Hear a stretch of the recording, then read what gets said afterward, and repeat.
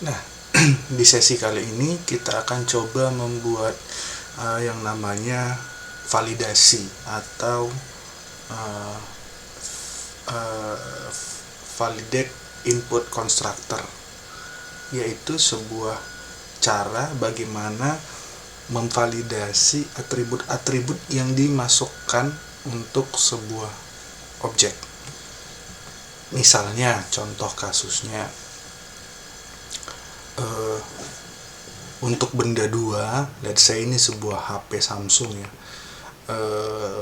si penginput salah ketik gitu, harusnya 2 juta menjadi 20.000 gitu harganya, 20.000. Gadget X yang harusnya 400.000 jadi 40.000. Nah, ini kan sebuah masalah nih, yang mana isinya jadi ngaco gitu. Nah, di dalam OOP Python kita bisa membuat sebuah validasi untuk menjaga dan meminimalisir kesalahan-kesalahan seperti tadi gitu ya. Caranya adalah kita membuat sebuah validasi yang pertama bisa dalam bentuk menentukan jenis tipe data sejak ia pertama kali didefinisikan di init gitu. Misalnya yang ini, untuk parameter namanya ya, namanya ini, yang ini kita bisa definisikan misalnya tipe datanya string gitu, .2 str gitu.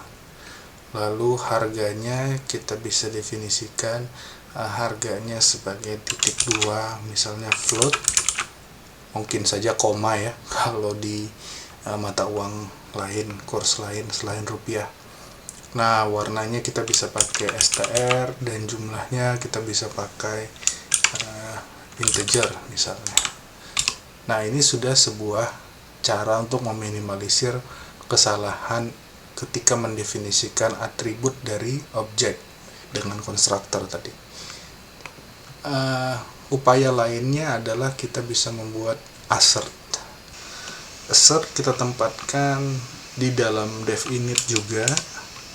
Misalnya di sini. Nah, kita bisa ketikkan assert, lalu apa yang mau kita assert?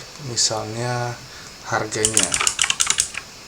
Harganya itu yang benar adalah harusnya di atas 100.000 ya, harga yang benar adalah di atas 100.000. Lalu misalnya assert lagi jumlahnya itu harusnya di atas atau sama dengan 0 gitu, nggak mungkin minus gitu. Kita bisa definisikan seperti ini sehingga kalau ini kita jalankan nah, kita bisa lihat, saya clear dulu, saya jalanin lagi, kita bisa lihat ada assertion error.